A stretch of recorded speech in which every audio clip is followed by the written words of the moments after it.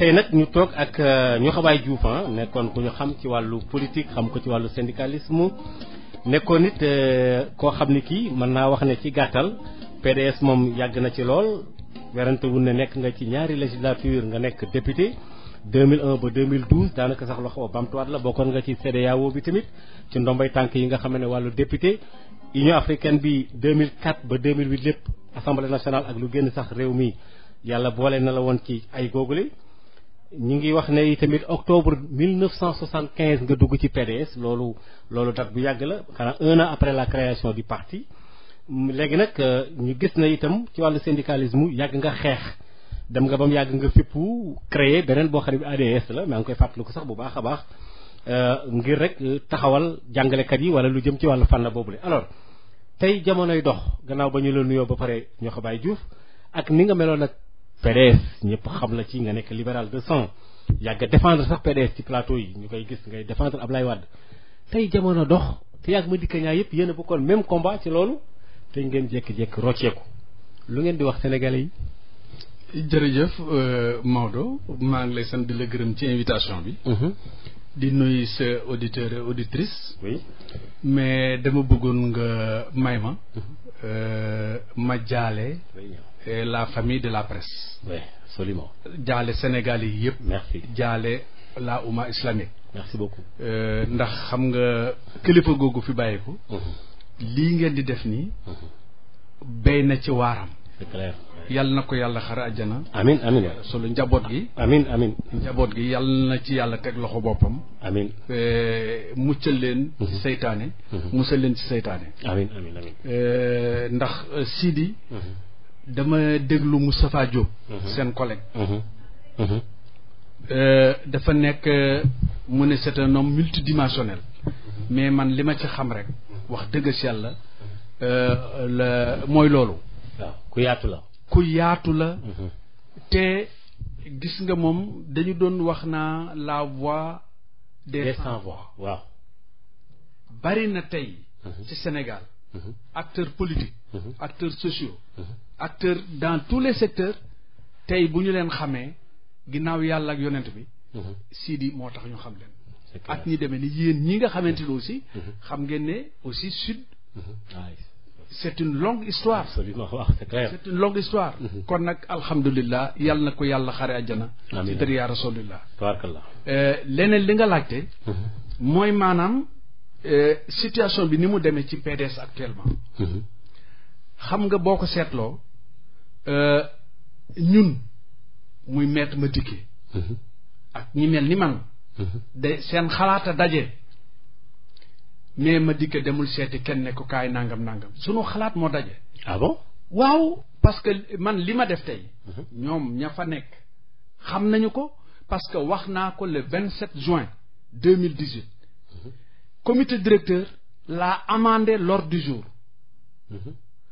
bi ñu may fexee ba ñu dugal ci mbiru Karim Wade suma frère Karim Wade man leen xam nga ñetti mbir dafa am bu njëkk bi moo nun noo choisiroon Karim Wade comme candidat mu bokk ci woteel ko am ci sax lu ñu def loo xamante ne lii Babacar Gaye xam na man xam naa beneen ba ca def Ablaye Wade mooy sunu kilifa ñetteel ba nag gis nañu ne Macky Sall taxaw na ne Karim Wade du bokk nu posé wu des questions bu fekkee dañoo topp Macky Sall ci ni muy doxale xañ ko ak yelleefam moom Karim Wade bu nu demee ba 2019 mais kon nan nu nuy def kon candidat du am man maa ko wax le 27 juin 2018 ñu génn ko ci presse bi.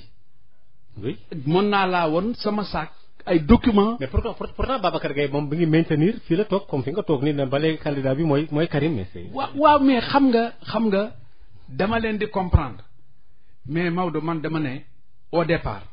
mag du nax boppam. ku gis ni Macky Sall di doxale depuis 2012 surtout à partir ba ñu ko emprisonné moom Karim Wade nga xam ne du dellu ginnaaw fii ak élection yi bu nu ko toppee 2019 mais PDS du présenter candidat parce que empêché na xool acte bi mu mujj a posé. xam nga dafa daal di dem modifier la loi électorale.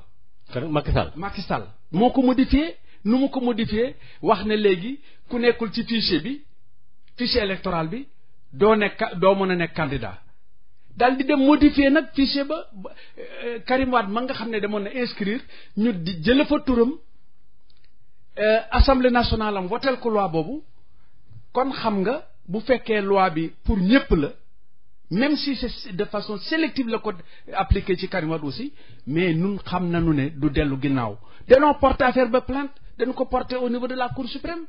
dañu ko attaqué.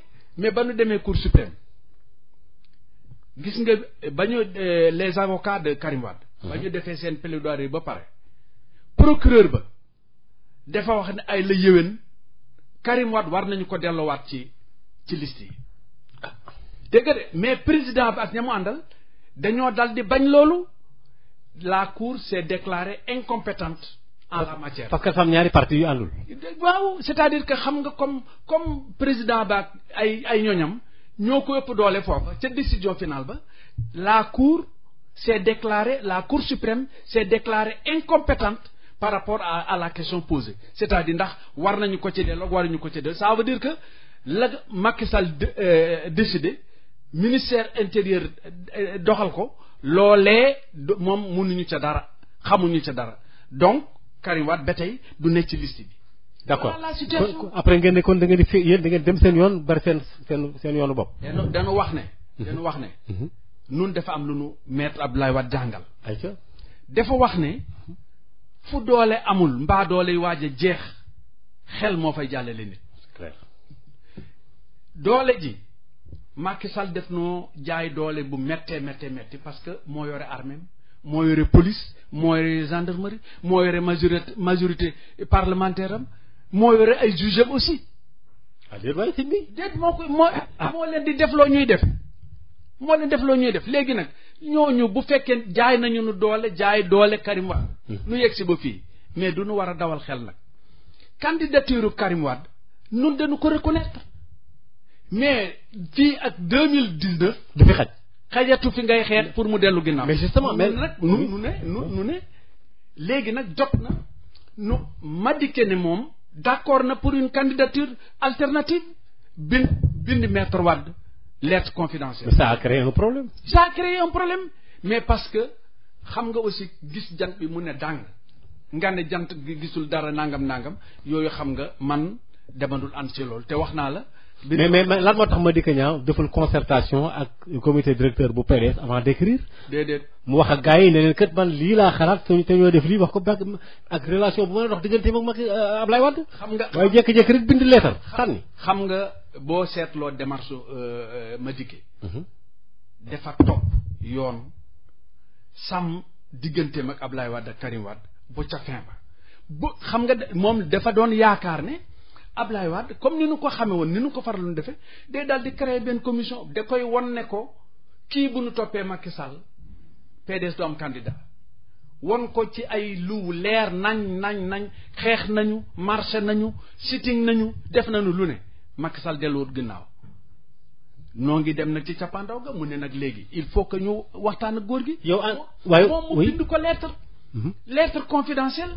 mais la ne ca lettre ba maître Wade moo ko wax nit ñi nun danoo foogoon ne man de dama foogoon ne bu ko maître Madické bindee une lettre confidentielle dafa war a créer une commission ne commission boobu nañu xool lii maître Madické di wax naka la ñu koy doxale mais moom de gis nga tontu la. waaw après coow na fii ban xuloo fi jubawaat fi xuloo waat fi. waaw léegi lu tax ñu dàq man Madické dañu ko dàq ca postam ba wala da koo joxe wala mbàkke ba fa nekk déet amoon na loolu lépp problème bee ko waral di. xam nga Madické boo ko xamee. gis nga mbir yu bare ngi xew. doo dégg Madické di xëccoo. Madické il était prêt pour jël président groupe baak poste député mi yëpp delloowaat ko. ah bon Abdoulaye Wade moo wax ne déedéet maanaam bu mu delloo poste député bi mais groupe bi nal na ko delloo. Madické était prêt. Madické ñaar yëpp la ko bëggoon a joxaat. ñaar yëpp la bëggoon a jox. démissionné ci député bi jox ko. delloo ko yëfam ne ko comme yaa moom te yow yaa ma joxoon dama la koy delloo du ma ci xëccoo du ma ci xuloo du ma ci xeex mais xam nga li fa tax maître Wade dellu si waat ne bu leen ko saaga bu leen ko xas te na ngeen ko bàyyi poste député parce que digganteem ak yow xam nga diggante maître Wade ak maître Madické am na mbir. dafa yàgg. dafa yàgg parce que li indi lii yëpp peut-être dinañ ci dugg ak ay waxtaan bi fii Karim Wade di jóge di dem di dem Qatar kan moo xam lan moo xew. il paraît que Madické xam na ci dara ah. déedéet ñett la dama lay wax ñett ñoo xam. ñoom la ñuy dégg ñett nen la. ñett ñi. ka ñu tëjoon. Karim Wade. oui. ka nga xam ne moo indi dogal bi. waaw muy Macky Sall. waaw. ak ki nga xam ne moo nekkoon intermédiaire bi. waaw su ñoom ñaar muy maître Madické ña. ñett ñi. ñoom rek a xam yi fi. ñoo xam la xew. la ñu bind ca kayit yi ñoom ñoo ko xam. parce que mën naa laa wax sax ne. gis nga même le président de la République. l'ancien président. maître Abdoulaye Wade. oui. mais ba muy xamee ne Karim Wade dem na mu nga Qatar bet set na. ah bon. non dama lay wax. après la ko papaam yëg. après la ko papaam yëg te lii ma lay wax. bari na ci ñoom ñu ko xam. pour vous dire donc dossier ba. c'est-à-dire que Abdoulaye Wade n'était pas au courant que bi ñuy jamono bi nga xam ne ñu ngi bàyyi. doom ji heure bi ñu ko bàyyi. pas possible. dama lay wax heure bi ñu ko bàyyee. xamoon na daal ne ay waxtaan a ngi am. Madické jël son courage à deux mains. parce que nag xamal ne c'est le principal avocat bu ma ko mënee tudde noonu de Karim Wade. c'est lui qui coordonnait le pool des avocats aussi bien à l'intérieur qu'à l'extérieur. kon xam nga kookee lu mu cay def itam dina ci waxtaan ak client muy Karim Wade mais dina informer aussi papaam parce que kilifaam la moom noonu la koy considérer toujours il faut que ma di ko yëgal mu di ma wax xalaatam may sat xalaatam boobu nan laa koy jëfee.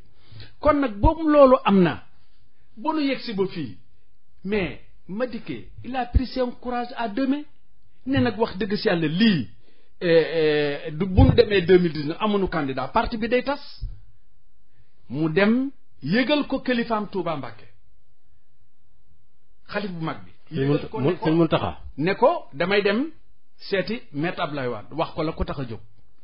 mu dem waxtaan ak Abdoulaye Wade maître Abdoulaye Wade d'accordul ci xam ngeen la ca xew après mu dellu siwaat dafa ñëw rek jubal Touba ne c'est un devoir pour man ma dem waxaat sëñ bi li nga xamante ne lii moom laa jëli ca kilifa ga nekk Qatar muy maître Abdoulaye Wade wax ko lu ko sëñ bi tegal bu fekkente ne ba bëgg njabootu Abdoulaye Wade nekk benn nga réewoo siwaat nu mu tuddati yëkkati raaya Abdoulaye Wade comme nañu defoon Mandela Afrique du Sud fexe ba Karim Wade dellu siwaat kenn du ko topp dara bu dee lii moo la tax ju ginnaaw développement du Sénégal dinaa la jàppale dinaa la ñaanal maa ko wax.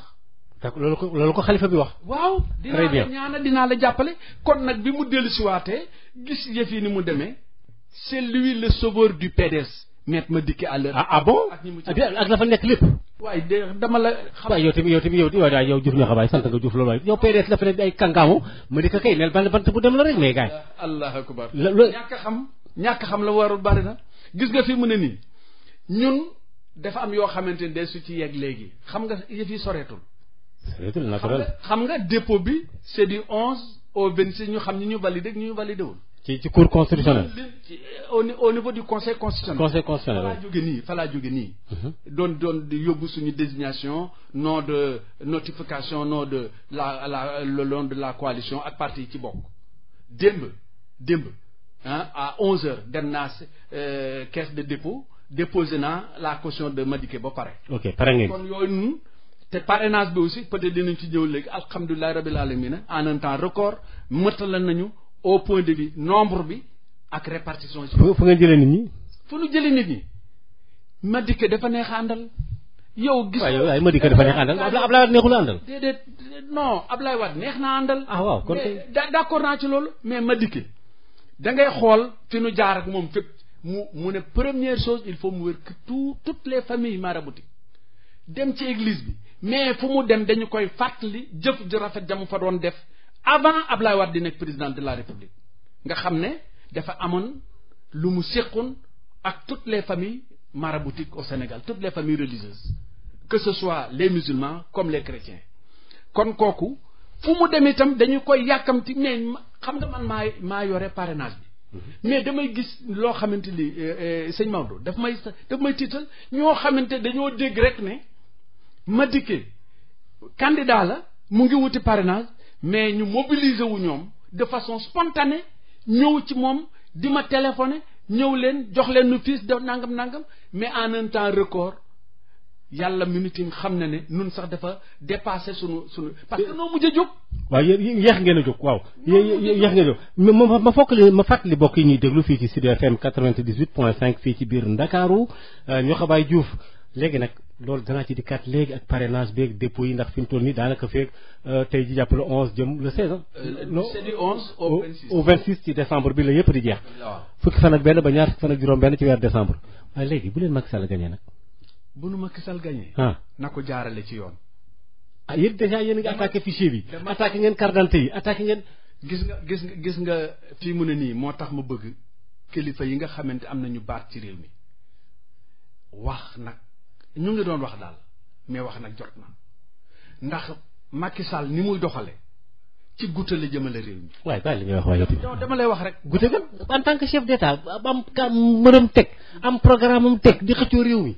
mais nag dañuy ko ne. waaw gis nga même parrainage bi teguwul ci yoon yow dañuy téye sa carte am nañ y a au moins 2 millions de Sénégalais yu amoon droit voter législative yi passé voté wuñu ju génne guñu carte yi ba mu jeex toujours ñu ngi réclamer seeni carte mënu ko génne te def ci nee na def na ci 52 milliards la defare carte yooyu ñooñu tey kan la ñuy parrainer parce que mënoo parrainer ak permis de conduire mënoo parrainer ak passeport diplomatique ak passeport yi nangam sa pièce d'identité version biométrique CEDEAO rek moom nga mën a parrainer ñooñu nag ñu xañ leen ko est-ce que loolu jaadu na xam nga loolu jekkut rafetul moo tax ma ne.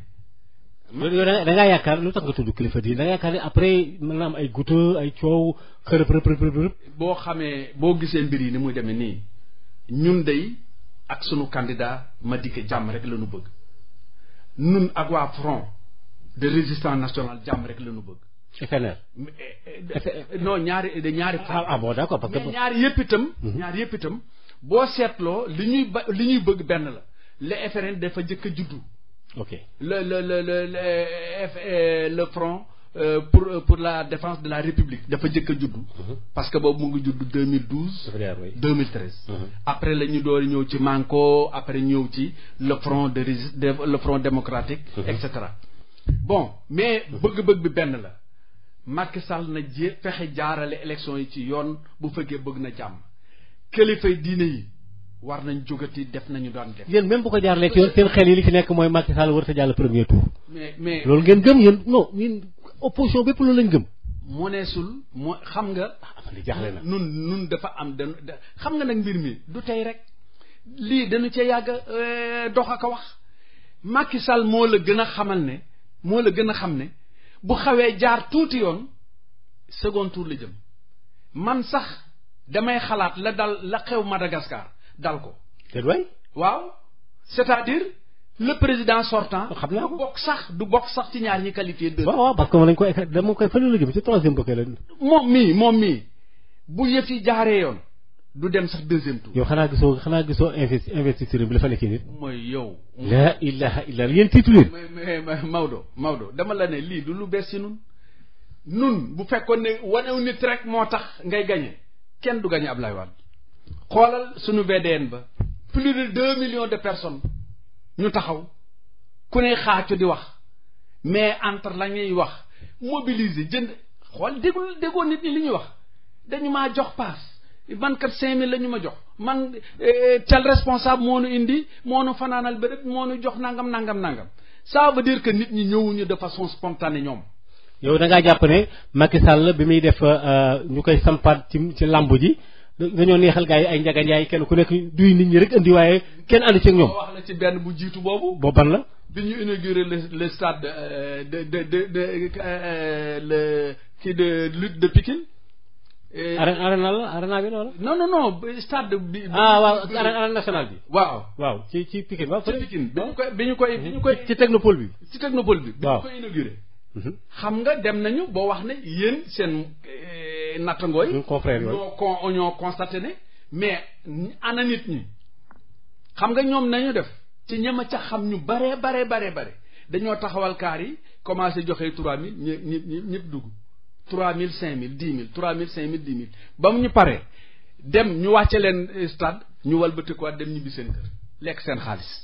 kon gars yi gis nga dana war a non déet mais xam nga nit ñi aussi dafa am loo xamante ne lii moo tax ma ne kuñ ci jox xaalis ci man ni ma ko gisee nii baaxul sax di ko wax mais comme ñoom loolu la ñu fi nekkee loolu leen fiy jële danañu joxe xaalis ñàkk seen xaalis te du tee nit ñi ba bés baa ñu xam la ñu war a def voter pour l'opposition mais j'appelle à voter pour Maître Madické Niang. d'accord pour Maître Madické Niang yéen seen mouvement bi nga tudd Madické 2019. oui mais Madické 2019 lu muy firi. Madické 2019. maanaam Madické dana bokk ci lamb ji 2019. mooy ñi am yaakaar. mais loolu du turu parti nag. déedéet du parti. mais mouvement waaw yéen. non du parti coalition la. oui c'est la coalition Madické 2019. Madické waaw coalition bi moo ko tudd. ah coalition bi moo tudd noonu. waaw moo tudd d'accord noonu très bien moo tudd noonu. oui. maa ngi tey dama la ne conseil constitutionnel laa jóge doon yóbbu le nom de la coalition et la composition de la coalition c'est-à-dire parti yi nga xamante ni yëpp ñoo ñëw fekk si Maître Madické pour jàppale ko pour mu jël réew mi. d'accord ci loxoy nu mu tuddati Macky Sall. yow ñoo ko bàyyi Diouf yow yàgg nga daw ci wàllu syndicalisme xeexkat nga défendre nga lu bëree bëri noo gisee léegi ban lecture nga am ci syndicat yi en ce moment là ànd gësam gaa yor na xaalis jàngalekat yi dañuy dugg ko génn mais affaire bi doy na waar santé bi wax dëgg yàlla doy na waar abri provisoire yi yow jàngalekat nga alors noo gisee ak état bi ñoom seen ay milliards lañ wax ne moo nekk ci caisse bi centaine de mille tel banque mondiale gis nga ñoom bi ñu xoolaatee mbir yi ne ñu amuñu 7% 6 la ñu am beneen bi ci tegu loolu moom ñoom dañu corriger dama la koy wax beneen bi ci tegu it nee nañ 115 milliards yoo xam ni daanaka cap la boo xam ne ñàkk nañ ko ci seen économie beneen bi ci tegu tam mooy bor yi état bi yore privé yi université yi en tant que syndicaliste même bu woon sax homme politique. waaw bu yàgg a kaas loolu te gars yi dañuy signé nee nañ respecté wuñ ko ban jàngat nga ci am. xam nga boo xoolee secteur yëpp. ñëpp ñoo am lu leen naqari. barke démb damay daje ak ay responsable sa xalaat laa la ciy laaj. waaw dama lay wax rek. oui. waa justice. SYTJUST ñu dekk en mouvement dégg nga seen plan d'action. lan moo tax ñu def loolu. parce que respecté wuñu la ñu waxoon ak ñoom. la ñu séewoon ak ñoom. nga dem santé 15e plan de santé. 16e plan d'action. à l'heure actuelle. 16e plan. nit ki dawal lu toll ci 15. mënoo ko woo wax ak moom. te lépp ñàkk a respecté lu mu diggante ak ñoom la. université dégg nga nos amis du supérieur. nos camarades du supérieur. nekk en mouvement. lu ko waral parce que am na lu ñu diggante woon defuñu ko. secteur boo dem noonu la demee. nga bëgg a boole loolu nag di wax naa man yor naa tant de milliards à la banque centrale xam nga loolu waxi caaxaan la. dama la wax ne Maodo gis nga gouvernement bii c'est le gouvernement de la parlotte wax rek la ñu fi nekkee. chiffre bu ñu la jox rek boo ko xoolee xoolaat ko xam nga ne dëppawul ak li am. mënuloo di am naa 7%, 7.2 sax la ñu waxoon. 7.2 mais banque mondiale FMI dindiwaat na ko nee na 6, mais bon loolu xam nga. mais teewul quand même économie baa ngi dox quand même réew maa ngi dox. kaay ma wax la daaw. 2000 le budget de 2018. oui dañu dem assemblée nationale présenter ko. sunu frère bii Maître Madické. bi ñu defee débat yi ba moom moo bind. ministre bi Amadou Ba ne ko il faut retirer le projet là parce que budget bii ngeen nous présenter le budget n'est pas équilibré le budget n'est pas sincère. c'est-à-dire que teguloon ko ci ay normes yoo xamante ni dina tax ëllëg lépp lu nu diggaale woon ak askan wi ñu mën ko def. exemple typique xoolal les étudiants que nous avons envoyés dans les universités yi ñu yóbbu ci université privée yi pour une question de 15 milliards ñu dàq leen.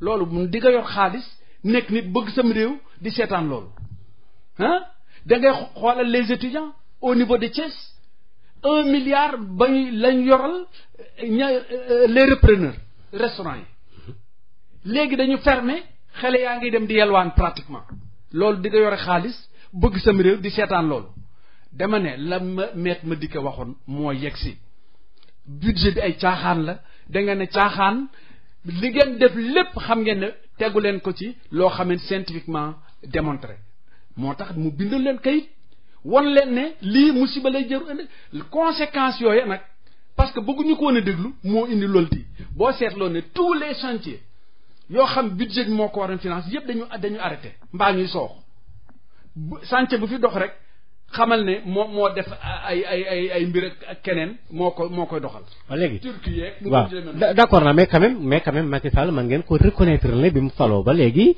bon stabilité njëg yi yokku gi xëy na demut noonu donte sax am na lu ñuy ruumandaat ak yu demee noonu beneen bi am na ci ay domp na ci impôts yi gën ko wàññeek yu demee noonu aussi mi ngi inauguré c'est vrai que am na ci yoo xam ne Abdoulaye Wade ko dooroon loolu il faut ñu reconnaître ko mais lan moo tax ngeen di xas Macky Sall naan waaw li mu inauguré lépp à part lan xaw ma la Abdou Diouf mu defal Abdou Diouf tudde ko Abdou Diouf à part loolu de firal defu fi leneen xoolal dem tey mais pourquoi ngeen wax loolu dama lay wax nu mu tudd kii de civilisation waaw ok musée bi oui xam nga mais Abdoulaye Wade ko fi defoon mais kaay ma wax la continuité de l'état am de man li ma bëgg un homme politique d'am élégance républicaine xam nga loolu mooy lan mais il a reconnu kaay ma wax la waaw mais très tardivement ah bon dem na théâtre national combien de fois bëggul sax ku tudd Abdoulaye Wade ba mu demee COP 21 à Paris ñuy wax désertification le problème n'est-ce pas du climat changement climatique bëggul tudd la grande muraille verte ba benn Camerounais moo jóg ne li ngeen di wax nii yépp en Afrique y a qu'un seul homme visionnaire c'est Maître Abdoulaye Wade mi nga xamante ne ci ay xalaatam lañu imaginer la grande muraille verte pourquoi Macky Sall du jël loolu di ko tudd pourquoi du ko won nit ñi li c'est musée des civilisations bi moom dafa ba ñu koy wax sax gëmu ko woon ba ko Abdoulaye Wade di teg ak les grandes infrastructures ay théâtre national les 7 merveilles de Dakar ak yooyu Macky Sall ci boppam gëmu ko woon gis nga même passerelle bii nekk ci Malick Sy pour Macky Sall loolu rek la ñu waroon def yem foofu ah bon ma wax la loolu tey parce que day wax ne amul xaalis dëkk bi nangam mu ne ko dama ne sama projet yii fu ci ñàkk xaalis laaj ma jox leen ngeen continuer te da nga gis ne bu ñu demee ba ca biir tubaab yi ñooy far daw di indi seen financement kon nga xam ne nit ki da ngay am élégant reconnaître ce que l'autre a fait dama fekk benn ndaje c'était l'OMS fii à Dakar ñu indi benn prix di décorer Ablaye Wade ndax maanaam lutte li ñu def ci problème mu sida bi Ablaye Wade ne leen déet lii nag moom dinaa ko nangu mais Abdou Diouf a ko moom parce que programme yi ñu tëral ba taux bi baissé nii yem fii ça c'est le programme de Abdou Diouf kon nag je vous remercie mais lii moom moomuma ko parce que dama fekk nit defar ko ba pare dinaa dem nag delloo ko médaille bi nit ku baax kuy xalaat bëgg sam réew xam lu jaadu ni ngay doxale yow pour yow da ngaa jàpp ne Macky Sall n'est pas reconnaîtrewul jëf yi Abdoulaye Wade posé non mais attends quand même mais waaye continuité de l'état am na mi ngi def liggéeyam. ma ne Maodo. ah man de maa ngi bëgg a jaaxal. damaa bëgg. oui. muy tudd li Abdoulaye Wade def xam nga dama dégg benn ministre ci gouvernement di wax naa waaw xam nga la xew Ndar Abdoulaye Wade ko defoon nii nang madame xaw ma glisse mi la tudd xaw ma galaadi mi. ma ne nit dafay wax lu mu xam. bu loola ba ñu ko ba ko Macky Sall déggee dafa war a dóor ca loxo ya ne ko yaa ngi wax loo xamul Macky Sall il est géologue de formation dafa avalisé woon tous ces projets la ñu fa def Ndar moom bu wax ba dellusiwaatee sax day këpp ci boppu Macky Sall parce que c'était le chef du gouvernement en ce moment là nit day wax lu mu xam damaa bëgg yu demee noonu Macky Sall fii la toog ak waa ji bay bañ a tudd l'ancien président de la Gambie. Yaya Jammeh mu yekk lu musiba Ablaye Wade moom muy nekk di ree ma ne loolu jekkut rafetul nit ki da nga koy xam benn yoon am na loo xamante au nom de la République au nom de la continuité man duma toog en tant que président de la République ngay xas mon prédécesseur kooku jekkul rafetul loolu moo tax ma ne amul élégance républicaine respecté wul Ablaye Wade bëgg koo woñal ay jaar-jaaram yu rafet moom fa mu gën a méttee rek fa lay placer Abdoulaye Wade ak njabootam. d'accord mais Niokhobaye Diouf xam nga comme ni waa PDS di waxee ne. oui vas-y oui. affaire la crise sociale. waaw crise boobu waaw foofu laa jëmoon. xam nga foofu. oui ci bor yi ak yooyu oui. dama dégg. l'Assemblée nationale yenn député yi. di proposer ay loi maanaam pour ñu xañ jàngalekat yi ak liggéeykat yi ñu bañatee mën a dem grève fexe ba dootuñu dem xam nga loolu Maodo. loolu moom mooy lan.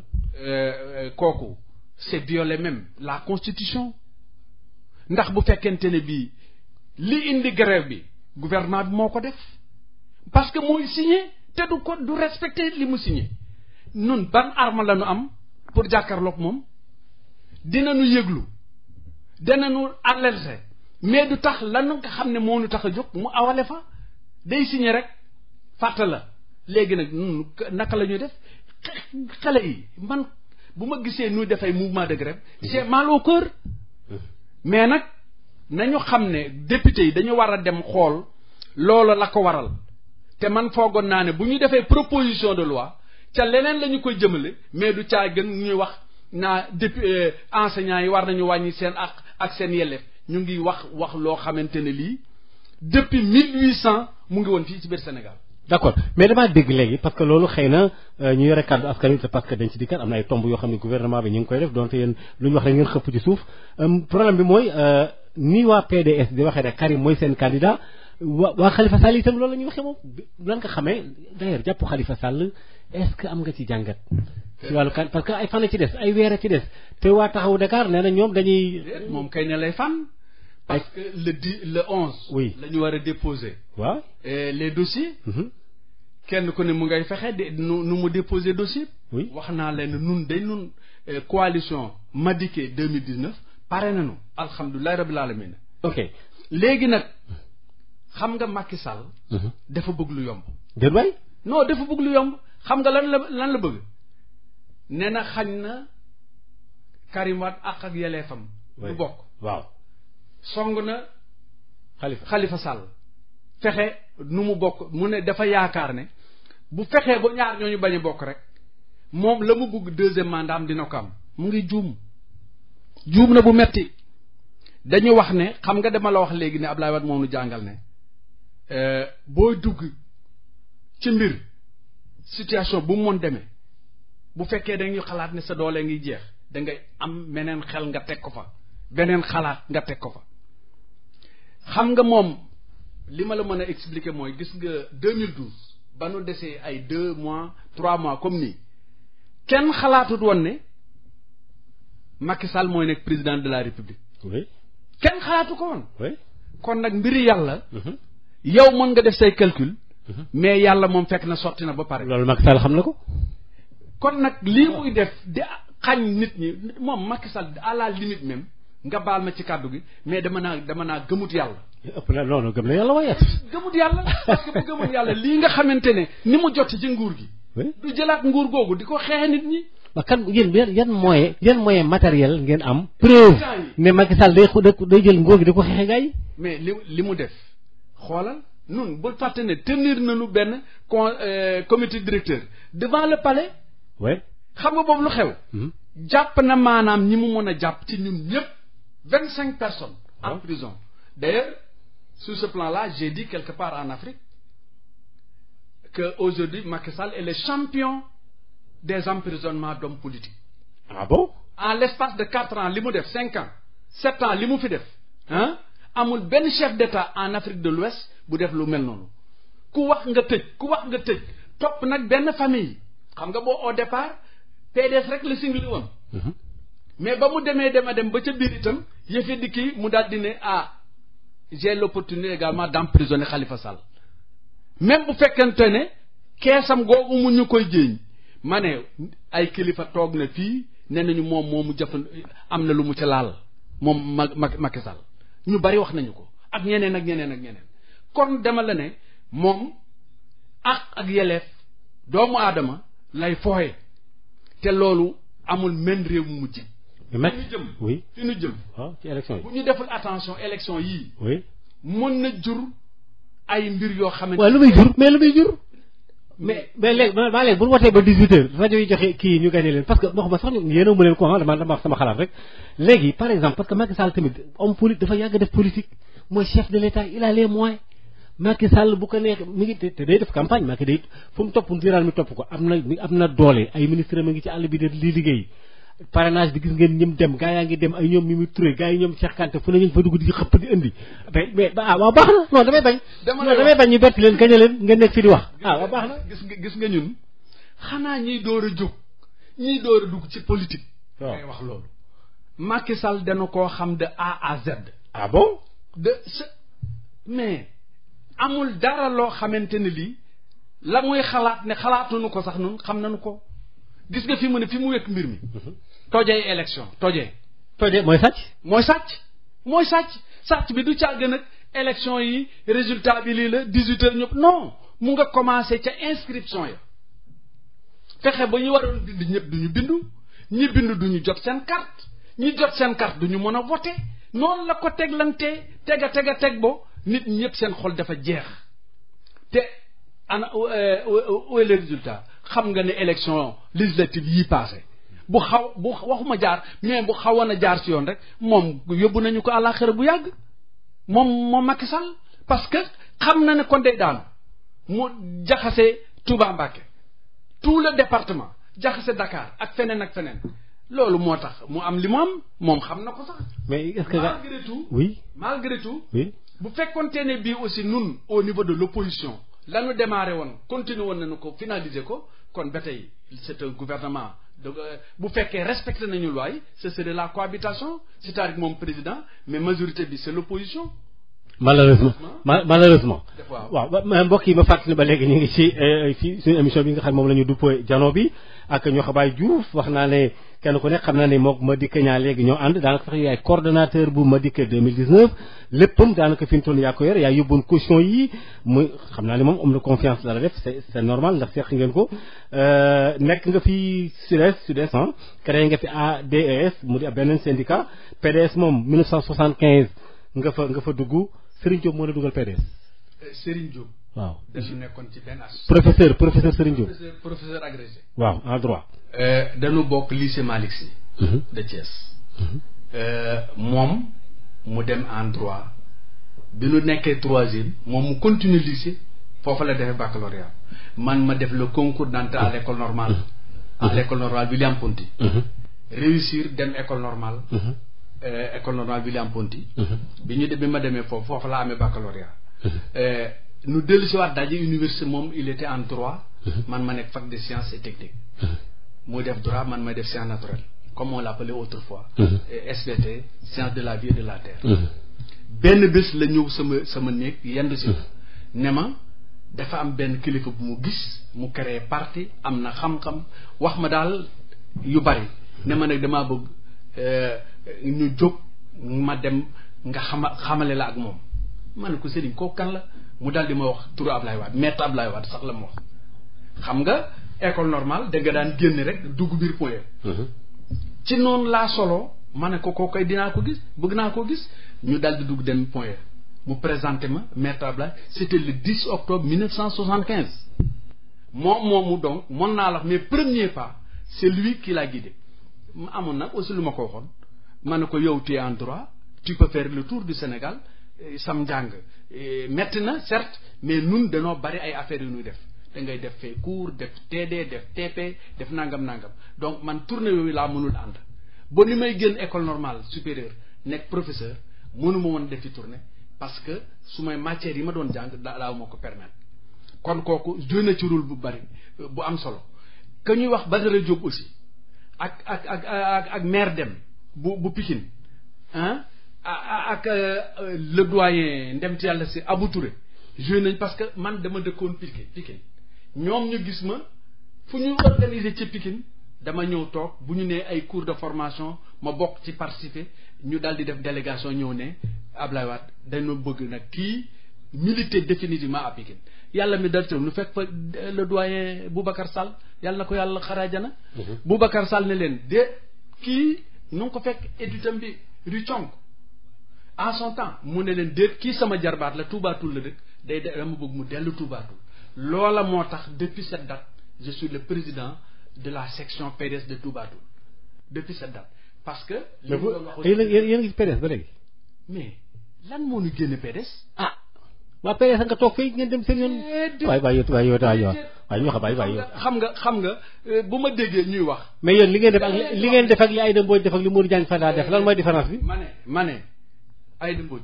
ak Modou Diagne Fada. est-ce que mës nga dégg ñu wax ci moom ay mbir ba mu defee loolu mooy def ba pare. waaw dafa ber est-ce que dégg nga ñu wax ci moom dara pourquoi tey ñu bëgg a cibler Maître Madické.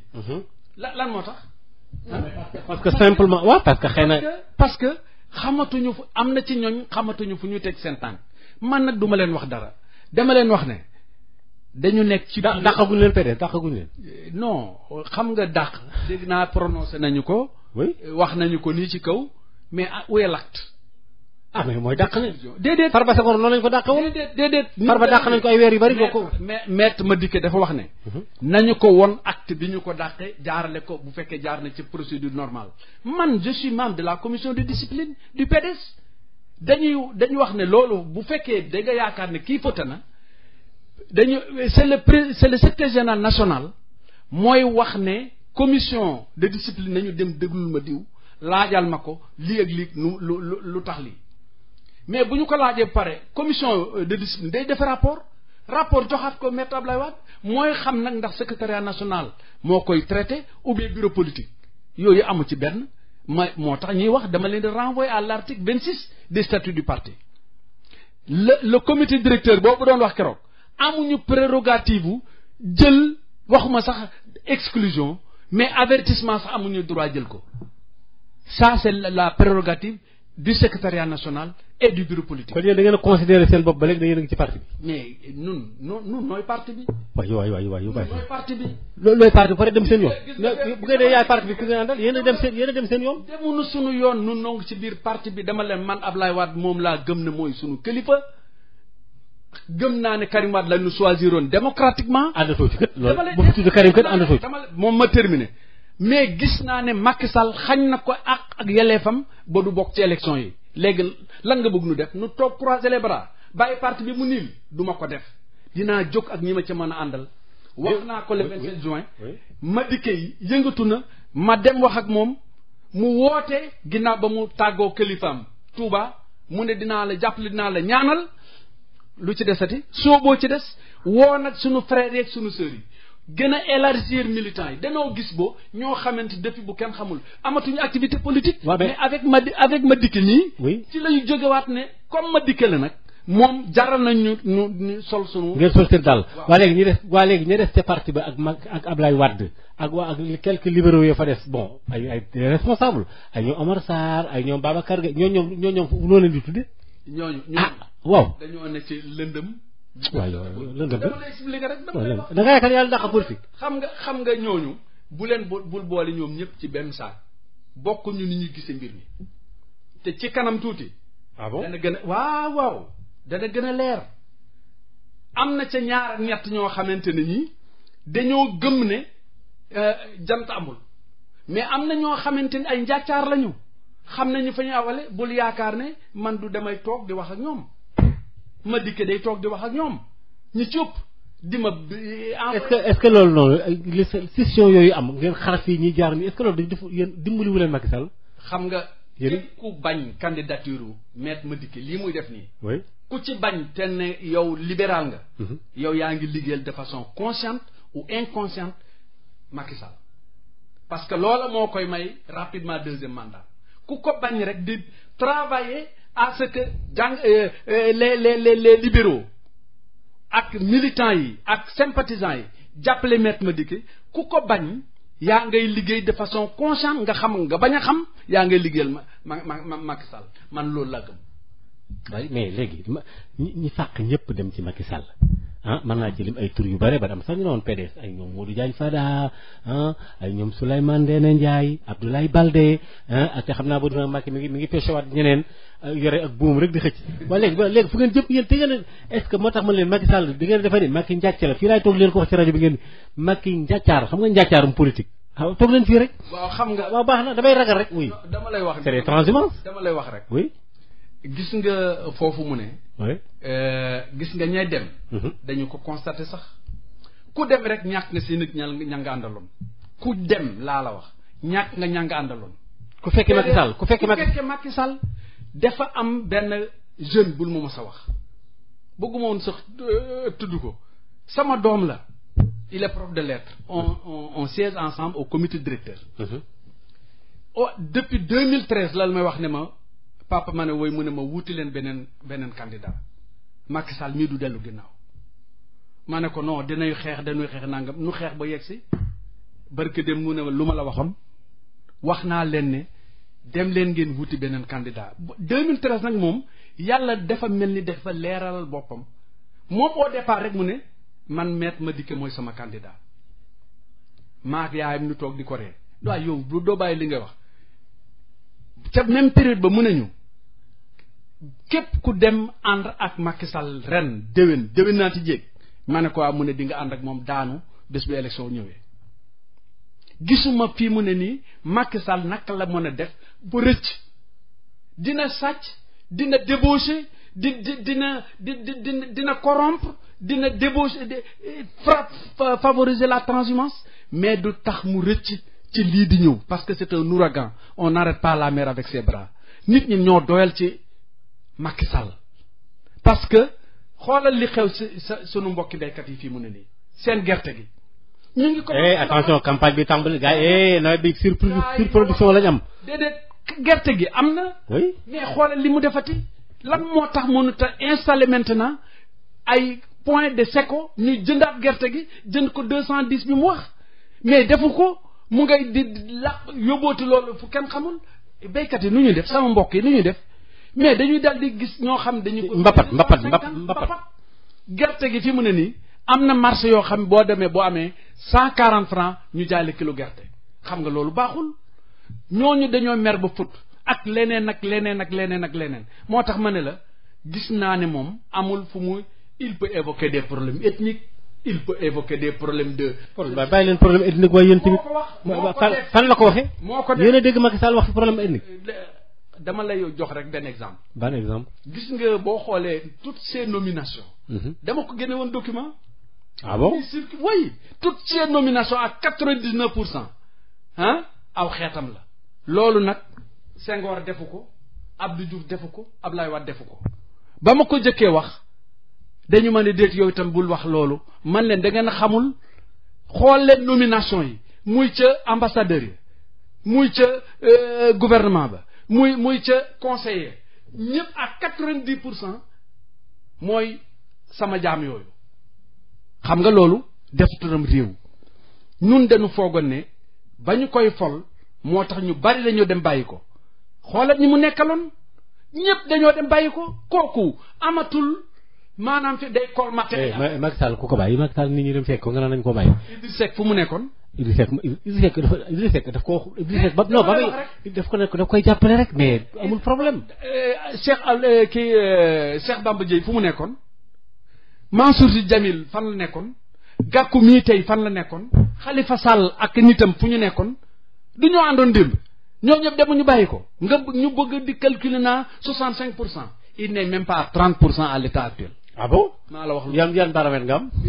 nit ñi laa xool gis xam seen naqar fa mu toll seen metti li mu leen teg ci lu metti fa mu toll ma xam ne ñii ils ne sont plus prêts à voter Macky Sall muy ci taax yi di ci kaw gi. dana laaj benn laaj boo xam ne mën na sax bañ a concerné mais dafa nekk lu ma xaw a jaaxatul laaj naa ko sax waa APR laaj naa ko waa Benno Bokk Yaakaar waa PDS waa Rewmi pourquoi gars yi mënuñoo gagné Touba Macky Sall lu tax mënta gagné Touba. xam nga loolu. da nga daal di dugal ci parrainage bi. ah pourquoi. noo ngi sant waa Touba noo ngi sant Sénégal yi yépp noo ngi santit suñuy frères ak sœurs du parti démocratique sénégalais di santit alliés yi mais gis nga département. Mbacké jëm Touba Bambey jëm noonu. région de Diourbel. région de Diourbel. oui li ñuy def ci parrainage bi. Maodo danañu ko génne dimanche bu ci yàlla àndee. won ko. mais yéen li ngeen wax ni mais pas exceptionnel parce que Macky Sall aussi jaar na fa ñu pare na ko. mais jaar na fa ñu pare ne ko. alors mais fu mu am benn. nun junni la nu fa am. ah déet waay gis nga parrainage bu fekkonte ne bi dañu ne rek nga wut 65 000 tout court sans nga def répartition géographique 7 régions fu ci ne nga am fa au moins 2000 bu doon loolu rek la dama la wax ne Diourbel rek parrainé na Maître Madické man maa la wax lii. mais man nga parrainer nit ki te doo ko voteel man nga parrainer nit ki te doo ko sànnil sa carte. ñu ëpp ci xam nga parrainage u Macky Sall. waaw c'est du faux. c'est du faux comment ça. c'est du faux lu tax parce que ñoo dem ci àll bi di dig man damaa wër Sénégal 3 fois bu njëkk ba maak Oumar Sarr ñoo ànd ak ñoom Lamine Thiam bi ci tegu maak Lamine Thiam li ci des man maa ko defal sama bopp mais dañu lay wax ne dañoo ñëw ci suñu jigéen ñi lañ ñëw di leen diggay projet jël seeni pièce d'identité ah ne waa dañu leen defal projet dañu leen di lebal xaalis bu amaana sax bu nu gañee du ngeen fay nangam waxi caaxaan. dañ leen di nax. nax yu leer la kon xam nga kooku parrainage am bu fekkee ci la wékku di xalaat ne dina gañe mu ngi nax boppam parce que yow yaa ko wax te muy di dëgg parrainer quelqu'un ça ne signifie pas nga woteel ko. am na parrainage yoo xam c'est des parrainages yoo xamante dañu camoufler moom la ñu naxe ñu bare Touba nag yàlla moo dogal loolu xam nga Macky Sall musut bu nu waxantee liy dëgg waxoon na ko première déclaration les marabouts c'est des simples citoyens waxoon na ko muy indi coow lu rëy mais naka la doxale au dernier moment yagar dem Touba yagar dem Tivaouane nga yaakaar ne loolu dina tax nit ñi nga dugg seen nga nit ñi duggale seen xol déedéet mbir mi bu àndut ak ngëm du sori ba mu demee Touba ñu teg Ila Touba xam nga naka lañu def ca ngoon nga jël avion dem Paris di défiler ak Hollande ci ñi nga xamante ne ñoo doon wax ak jëf ju ñaaw yonent bu tedd bi mu dem di jàppale ji Hollande pour ñu bañ leen a toroxal nga yaakaar ne loolu ngëm la jóge kër sëñ Touba Xaadimu Rasuul dem di jàppale ji ñoo xam ne dañu wax ak jëf ju ñaaw ca yonent ba ca France loolu nga yaakaar ne ngëm ànd na ci ngëm àndu ci moo tax il a beau dire il a beau expliquer xam nga nun gëm nañu ne Ablaye Wade moo nekk ci xolu waa Touba Madické ñi yàgg fa ak ñoom kër gu nu dem dañu ne Madické de ba muy nuy defali teraanga booba Ablaye Wade nekkagul président boo gisee dama la. waaw léegi waa Macky Sall moom daa defal teraanga Touba. yow li ngay wax ni mooy lan. non xam nga au dernier moment. dafay rattraper. dafa am lu ko rëcc. gis nga loolu ko rëcc. mënatu koo dabu.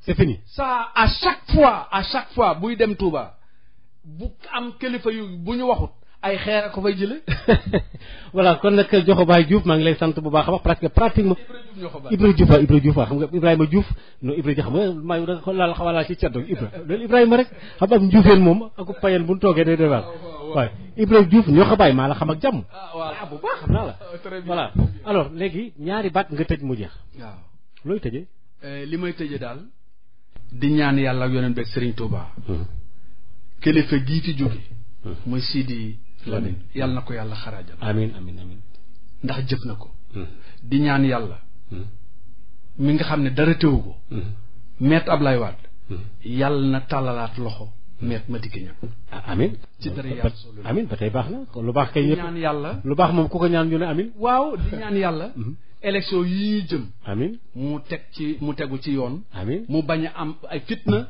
absolument loolu nag li ci ëpp ginnaaw yàlla Macky Sall moo ko yore parce que moo nekk ci bopp nguur gi d'accord jërë ngeen jëf kon mbokk yi Ibra Diouf Diokhobay wala boog Ibrahima Diouf Diokhobay mi nga xam ne moom lañ doon dalal fii la waxtaan wi daal di yem beneen dimanche incha allah daañu di kat ci beneen invité mi nga xam ne moom lañ doon dalal fii la waxtaan wi daal di yem beneen dimanche incha allah daañu di kat ci beneen invité mi nga xam ne moom lañ doon dalal fii la waxtaan wi daal di yem beneen dimanche incha allah daañu di kat ci beneen invité mi nga xam ne moom lañ doon dalal fii la waxtaan wi daal di yem